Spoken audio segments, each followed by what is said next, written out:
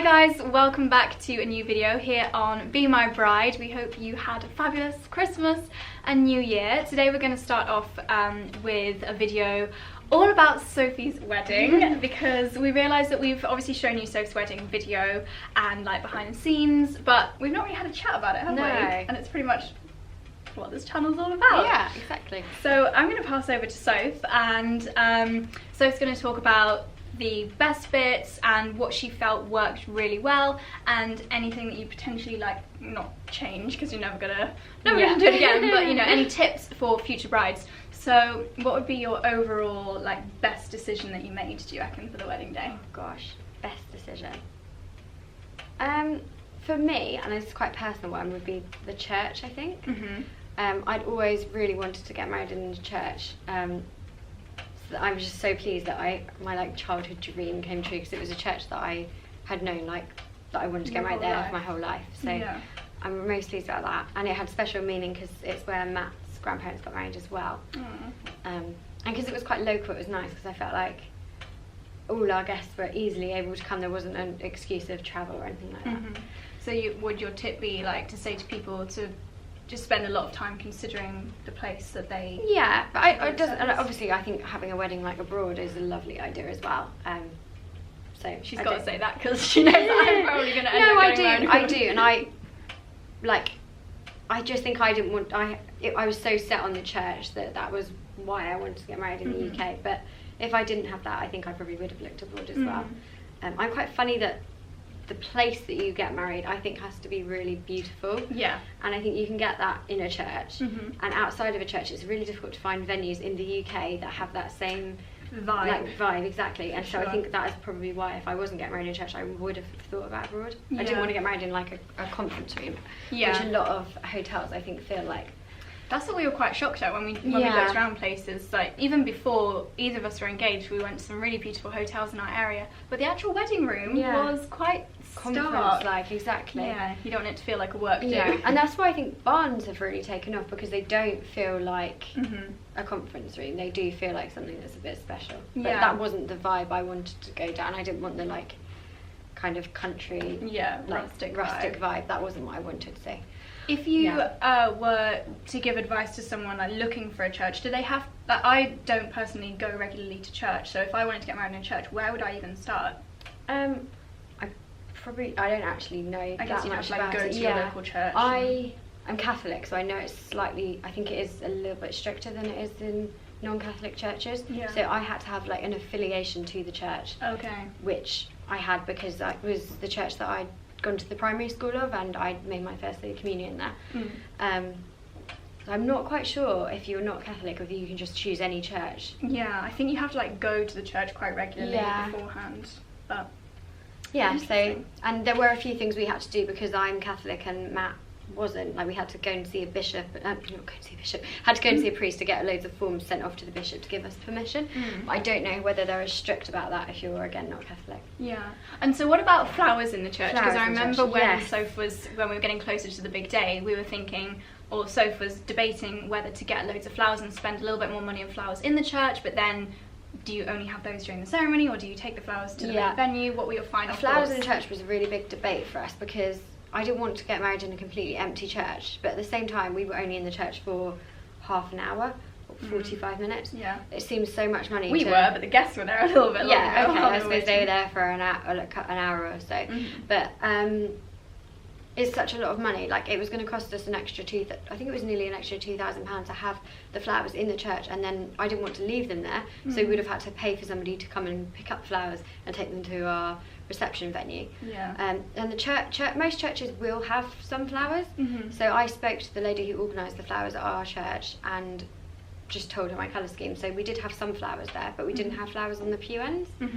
So I went onto eBay and found fake flowers and like big bows and had those, and we clipped onto each of the end of the pews. I think it cost about £60, and we did every other pew, and it was quite effective. All we needed. Yeah, it was all we needed, and I've kept those. I've still got those.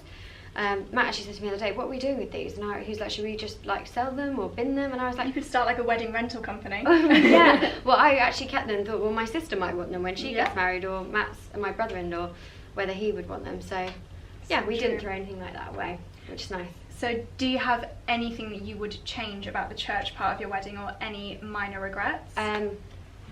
Not the church part of the wedding, but before the church. I think when we went to our rehearsal a few days before, the priest had said to us, make sure you're not late. The traffic can be quite bad on a Saturday getting into central Windsor. There was no traffic.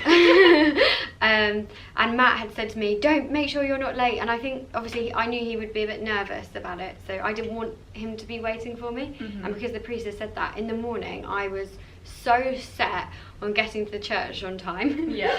That I didn't take enough photos, and you were like, "Oh, do you want like to get save in the moment." I feel like you didn't enjoy the moment I rushed as much. Yeah, I rushed it, and it was nerves, a lot of it as well, because obviously I did just want to get there to get married. Get married, exactly.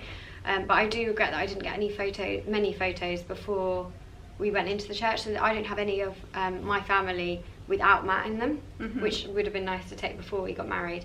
I don't have any of just me and my mum, which is a shame as well. You just don't think of these things at the time, though. You're so like in the moment. Yeah.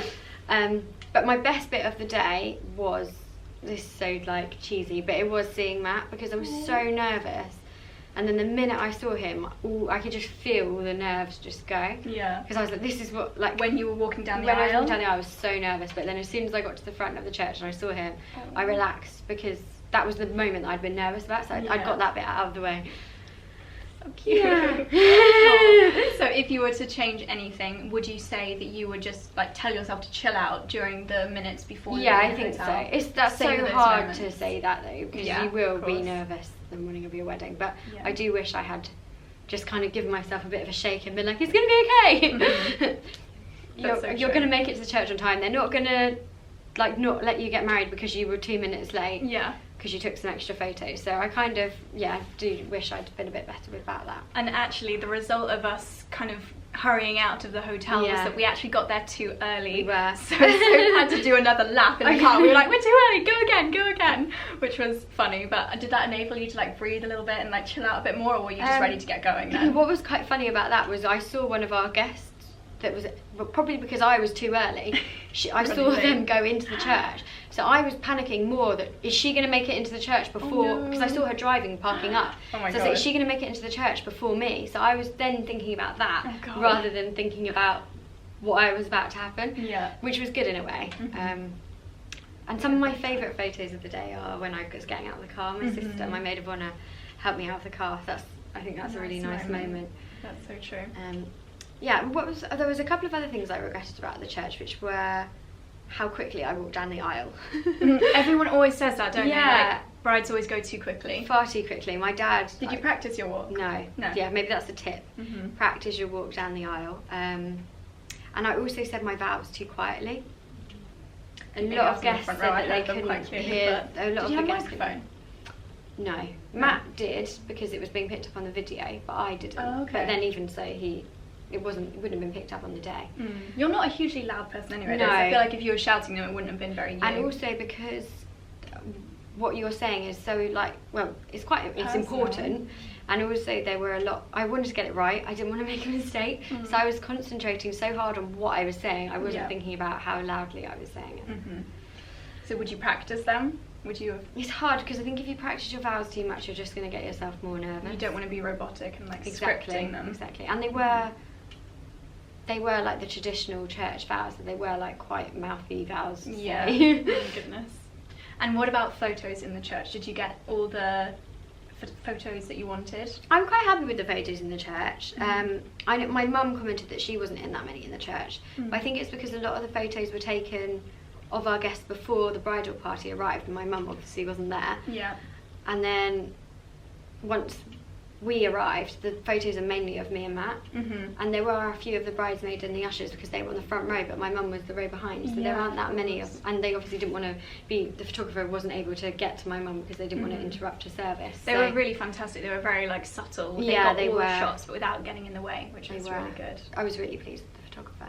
And Matt and Soph, when the hustle and bustle of people getting the photos after the ceremony had taken place and everyone was starting to leave towards the reception venue, the photographers actually took Matt and Soph back into the church, and they got some beautiful shots, which we'll put on the screen so you can see. But I think that was a really good decision. Is that normal, or did they suggest that off the cuff? I think they suggested it because there were a few that they hadn't been able to get, so like we didn't get a ring shot, for example, during the vows, because it's obviously super close. Yeah. She'd have needed to be stood right next to the priest and interrupted the ceremony. So yeah, we went back in, and that was why we started doing that. But, yeah. When I watched Soph's wedding video for the first time, there's a shot of Matt putting the ring on Matt's hand, and I was like, oh my god, they must have had a huge zoom lens. We went back and redid that. It was funny because I think I'd actually switched my rings, because my wedding ring was on my right hand when I went in, and then as soon as we got married, obviously I switched it back to, no, sorry, my wedding ring was on my left hand, my engagement ring was on my right hand. Yeah. And as soon as we got married, I switched them over. But then when we did the video and refilmed it, I needed to switch them back again because I was like, oh, it's not going to look very authentic if the ring's in the wrong place. Oh, well done. So that was quite funny. And then what about, so when we got to the main venue, it all ran very smoothly. Would you have anything that you would have changed at the reception venue? I kind of wish we'd taken more photos. But it's so easy to say I wish you'd taken more photos because... Yeah. And the photographers are constantly snapping. Like, there are a lot of photos. Yeah. It was the groomsmen didn't get their group shots. I think I was about to say the daylight hours, but it was in the middle of summer, so we got some like August. It was August. So when it was golden hour, we were doing speeches. Shots. Oh yeah, of course. And it was. Did they overrun? No, that was actually one thing that was a bit annoying about the hotel, was that they started serving the coffees before they served topped coffees glasses for the speeches. So there was quite a lot of waiting around. I don't know if our guests would have noticed that. I don't think they would have at all. Didn't notice. But I was sat on the top table with everybody that was doing the speeches. So their nerves were like, we just want to get it done. Yeah. And there was like it wasn't that long. It was probably about 20 minutes. But because of that, it meant that we lost a bit of time that we would have been taking photos, which is a shame. And that's part of the reason we didn't get the groomsmen photos. Yeah, because the bridesmaids did their photos before we went in for the food, and then because we did have the longer daylight, we thought we would do the groom. I'm saying we. I feel like I was like just there for everything. We were going to do the groomsmen photos after the food and stuff, but I just have to point out that Josie is like bridesmaid goals. Oh honestly, God. She was amazing. She was coming over while I was sat at the top table, topping me up with lipstick, and she actually had an alarm set on her phone to top me up with lipstick every few hours. God. I just wanted it to be perfect. I feel like I'll do a blog post on like top tips for being a bridesmaid. Things to have in your bag, because I didn't have a bag with me at all. Little sewing kit, plasters, lipstick. And another really top tip actually is if you've got really pointy heels and grass. I had my Valentino rock studs, and they're a very thin heel, and we were having a lot of photos on grass. Just get what they call like heel stoppers. To stop you sinking into the grass, because I didn't have those for the first photos in the church, and I was sinking so much. And then as soon as we got back to the hotel, I put them on my shoes, and it was amazing. Like I could actually walk around and no, because you can't see your shoes either. You don't want to be worrying about your shoes. You don't want to ruin your nice white Valentinos either. But it wasn't even so much about I didn't want to ruin them, but it was also the fact that I couldn't walk properly in the grass because I was just sinking in. Exactly. And then I didn't look very I felt like I was going to be posing unnaturally in photos. So anything else? Do you wish that you'd done anything different with that you could have done before the wedding day, like any organisational things you would have done differently? No. Oh, I did say actually about the DJ playlist. We didn't create a playlist for our DJ. We just told him like our first dance song, the songs that we wanted to end on, father-daughter dance, and a couple did you tell him the end songs? I didn't actually tell him the end songs. I think I just told him a few songs I liked, and he put them at the end. Yeah, because at the end when the DJ was like, right, these are the last few songs, like they were the tunes. Like everyone was on the dance floor, so it went out with a bang. We had our very last song was an Ed Sheeran one, and then do you remember Matt picked me up? Oh yeah. Because I said to him, I feel like you should pick me up, and I was like, there's no way he's going to do this, but he did. He did. Oh. That was quite cute because everybody was cheering. I've seen a video of that. Yeah. Yes, but other than that, we didn't tell our DJ the songs to put on the playlist, and I felt like at times the dance floor was emptier than I would have liked. I think people's feet were just aching. Yeah, I think it's partly that. There's a mouse. A mouse? Yeah. What? Where? It just ran across the bedroom. Oh my god, maybe that's why they've been howling so much. Oh my god, that's so funny. Sorry, I had to keep that in. There's a mouse! Oh my god. Where were we? Slight mouse distraction. DJ. Yeah, so I felt like my sister, she was so good because she was trying to get people up onto the dance floor, and she was like requesting songs. Yeah. But I kind of think we could have made that a bit easier by just adding a few things. And we didn't prepare our first dance either, which I don't know if our guests noticed, but we just felt so awkward. I don't think it would have been very you as a couple to have a really regimented dance. Yeah, that's true. I think we maybe just should have practiced it at least once. I don't know, sometimes it's nice to just go with the flow. We felt so awkward. It wasn't long before other people came and joined you. I think you actually said to me and maybe another couple before, like, don't like come on quite quickly. Yeah, we did want to do that. And this isn't something that I think was done too badly at our wedding, but it's just like a tip, is make sure that you've rehearsed the speeches. Yeah, say to your... Yeah, because... Like, well, Matt in particular, I think he had so many thank yous, so I don't think he wanted to get them wrong. So he did have everything written down, and he was looking at his notes quite a lot. But I don't think that's necessarily a criticism, because he did have a lot of stuff to remember, but it would have been good if he'd remembered, like, just knew it rather than have to look at a piece of paper. Yeah, so the only things I probably would have prepared. A really good thing that I'd say to do, that one of our guests told you to tell me to do, was to go between the tables, between courses. Yes. And speak to your guests. I do think we were, like, we had nearly 90 guests in the day, and about 100 and...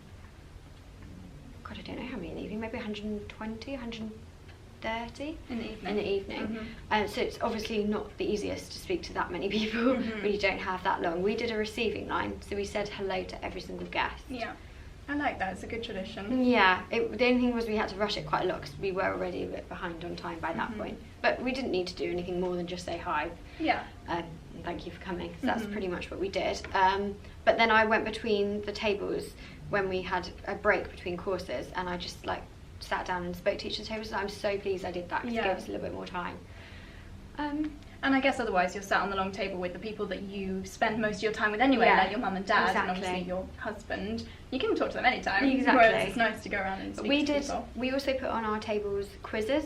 That was good. And so that was nice, because we got all the tables to talk to each other. I'd say that was quite a good tip to do. Yeah. It was a quiz about me and Matt. And then there was a prize at the end for the winning table, but it got the tables to talk. Yeah. Yeah. What about, so thinking about wedding budgets, are there any areas that, looking back, you wish you'd spent more or less on? Or do you think you nailed it? Would you reallocate any budget from any area to somewhere else? I don't think so, actually. I was quite pleased with how everything turned out. I've said to people before, I didn't mind having a DJ, and I'm not that into music to warrant doing something different, but I think it would have been quite nice to have live music at some point during the day, like either have had a band in the evening, or maybe like while we were having our reception drinks, to have somebody playing a harp. Just putting it out there. And that's a lot of money, isn't it? Yeah, that is a lot of money. So if money was no object, that would have been something that I think we would have considered, because that's something that I sort of thought about, but thought that's going to cost a fortune, so we're not going to do that. Where would be your areas where, like, I know some areas you were really clever with how you actually saved some money. So for example, the cake. Yes. And you worked with like family friends for your invitations and things like that. Yes. Would you recommend for other people to also find more affordable ways instead of going through the classic cake route? Our cake was just from Marks and Spencer's. It was a plain white cake, and then I paid for my florist to add some of the flowers, the same ones from my bouquet, onto the cake. And I think it was effective enough. It was a very nice cake. And we were actually talking about other weddings that we'd been to, and friends that had maybe spent hundreds of pounds on cakes. Yeah. And we were thinking, oh God, I can't actually remember their cake. I don't know if that many people really pay that much attention to the cake. No. One thing I thought about afterwards is how not to sweat the small stuff, and I think that the cake was something I didn't get too stressed about. There were other things I think I did spend too long thinking about, but I know people can spend so long worrying about the cake and cake. I mean, cake tasting, don't get me wrong, would have been a nice thing to do. Yeah. But it's an area where I think prices can get so inflated with weddings. Completely. And I think unless you're going to go so out there with the most extravagant, beautiful, one-of-a-kind cake, which would spend a fortune, any other cake that you can end up getting, didn't look that different to ours. Yeah. The only difference was that it maybe was a little bit it might have had their initials or something on it, but you can do that yourself with an icing pen. Exactly. So I'm quite pleased we've saved on that. What about the bridesmaid dresses, groomsmen outfits, your dress and Matt's outfit? Would you change anything there? No, I wouldn't. No. So I loved my dress. Such a good deal, I guess. With Yeah, the bridesmaid dresses I mentioned before, they were TFNC dresses that I got from ASOS. I actually ended up getting them even cheaper because I bought them on a day that it was like 10% off or something. So good. But then I paid to get them altered so that they fitted perfectly. So I think that's where, if you're not going to spend as much on a dress, I think you should then spend the money on making sure that they fit really well. My wedding dress... And steam them. Steam them yes. On the day. They didn't actually crease too badly in the end. We were worried that they would, but they were They were okay. a bit creased before we put them on, but during the day they didn't crease because it was a good material. I would say avoid silk on bridesmaid dresses because silk is going to crease and bridesmaids are like sitting down, standing up, sitting down, standing up. Whereas your dress didn't crease, did it? No. Because it was a silk Mikado. Yes, which it's very is thicker. stiff silk. Yeah, my dress I don't think I'd change. I had cups sewn in actually that were I don't actually know why I wanted them because I probably didn't need them. I think I just didn't like the idea of me not wearing a bra. So I had cups sewn in, but because my dress was like sheer at the top, the cups were moving and then you could see the cup. Yeah, we had to keep hoisting it down. But you couldn't do that until I'd undone the dress, so that was a bit of a faff. So in the end, halfway through the meal, me and Josie went to the toilet and we just cut out my cups. That was so funny. And it didn't make a difference after that, it was absolutely fine. The groomsmen outfits we hired, because we had tails, so I think it wasn't, well, you wouldn't, I don't think many people would buy tails. No. Where did you hire them from? Is it local? No, it was called Young's Suit Hire, but we hired them through Debenhams. Oh, okay. We looked at doing there, or we looked at doing Moss as well. They were the two biggest places to hire. I don't know why Matt chose to hire from there. I can't remember the reason. I don't know whether it was because he wanted the particular type of trouser or something like that. And Matt's suit was hired as well, right? Yeah, they were all hired. But the cravats I had bought because the ones that you came with the suit hire I didn't think were very nice. So they were much nicer cravats than the ones that we would have had if we'd hired them. I think you spent your money very wisely when it came to the bridesmaid and groomsmen outfits, like you're saying, buying the personal touches and paying for the tailoring. That made more difference than spending a couple £100 on and I think the sometimes bridesmaid they dress. can look a bit cheap if you wear the ones that are all hired. I think they did look like they were a bit better quality, which is good. They did. And no changes whatsoever with your dress. I mean, I don't think it could... Apart from the cups, I probably just wouldn't have had cups sewn in. And I didn't. I wore the veil over my face, and my mum's asked me a few times why I didn't have my veil on in some of the photos. Because it was over my face, it meant that it was sat here. Yeah. So the wind kept getting behind it, whereas if I'd had it not over my face, it would have been further back and it would have been okay. We did have to keep kind of holding it down a little bit. So I had my veil on for the church, and then the first few photos when we got back to the venue, then we took it off.